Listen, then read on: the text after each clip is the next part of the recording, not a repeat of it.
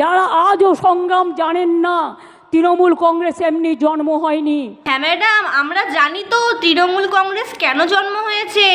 Cut money খাওয়ার জন্য, কয়লা বালি এগুলো খাওয়ার জন্য, এছাড়া চুরি করার জন্য, ডাকাতি করার জন্য, লুটপাট করার জন্য, অশান্তি বাঁধানোর জন্য।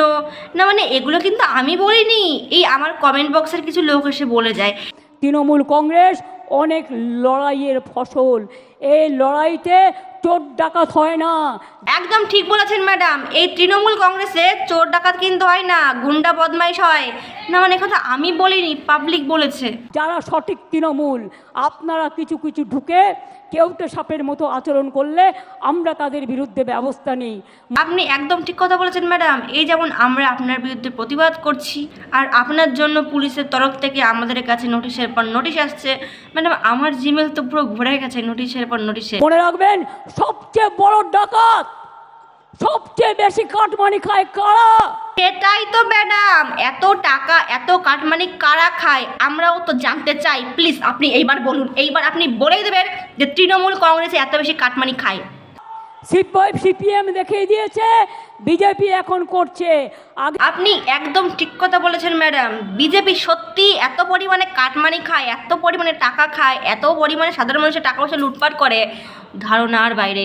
মানে বিজেপি তো 100% লুটপাট করে, কাটমানি খায়, টাকা খায়, ঘুষ খায়, এগুলো করে। কিন্তু ম্যাডাম আপনি যে বললেন যে সবথেকে বেশি বিজেপি করে, মানে সিপিএমরা বলেছে। এখন আমার কথা হচ্ছে যে তার থেকে মানে বিজেপির থেকে একটু কম, মানে 5% কম, মানে 95% আপনারা খান। এটা কিন্তু আপনারা অস্বীকার করতে পারবেন না। নিজের দিকে তাকান, চ্যারিটি বিগিনস অ্যাট হোম। কোথায় পালাবেন? জায়গা খুঁজে রেখেছেন তো? আরে মুখ্যমন্ত্রী ম্যাডাম, ওরা যতই জায়গা খুঁজুক, যতই লোকাক, আমরা ওদেরকে ঠিক খুঁজে বার করব। কিন্তু এখন কথা হচ্ছে ম্যাডাম, আপনিও তো কম কাটমানি খাননি, তো আপনি জায়গাটা খুঁজে রেখেছেন তো? না মানে আমি বলিনি, আমি কিন্তু বলিনি।